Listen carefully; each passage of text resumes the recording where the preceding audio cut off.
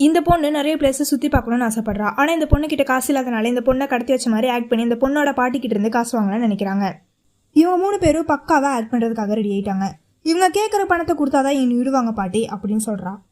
இவங்க 2 பேரும் டேக் நல்லா வந்திருக்கான்னு சொல்லி பின்னாடி திரும்பி பார்த்துட்டு இருக்காங்க. இந்த பொண்ணுக்கு இதே துடிப்பு வந்து வேகமாக அடிக்குது. அடுத்த ஒரு செகண்ட்லேயே அந்த பொண்ணு இறந்து போயிடுறா. இவங்க 2 பேரும் முன்னாடி போய் பார்த்தா அந்த பொண்ணு இறந்துருக்கிறத பார்த்து ரொம்ப ஷாக் ஆகுறாங்க. நம்ம இவ பக்கத்துலேயே போலையே, இவ எப்படி இறந்து போனான்னு சொல்லி அவங்க பயங்கரமாக உட்காந்து எழுதிட்டு இருக்காங்க. சரி, இந்த பொண்ணை நம்ம எப்படி அதை மறைச்சு வைக்கணும்னு சொல்லி ஒரு இதில் எடுத்துகிட்டு போயிட்டு இருக்காங்க. அங்கே எடுத்துகிட்டு போனதுக்கப்புறம் இதுதான் சரியான இடம், இங்கே கேமரா கூட இல்லை, இங்கே போலீஸ் கூட அதிகமாக வராதுன்னு சொல்லி இவங்க பேசிகிட்டு இருக்கும்போது இந்த இடத்துக்கு ஒரு ஆஃபீஸர் வராரு. இங்கே என்ன பண்ணுறீங்கன்னு சொல்லி கேட்குறப்ப நாங்கள் சும்மா தான் வந்தோம்னு சொல்லி சொல்கிறாங்க. உங்கள் பின்னாடி என்ன இருக்குன்னு சொல்லி அந்த ஆஃபீஸர் கேட்குறாங்க. அவனோட கால் பட்டு தெரியாமல் தண்ணியில் போய் அந்த பாடி விழுந்துருது. உடனே அந்த ஆஃபீஸர் கீழே போய் பார்க்குறாரு.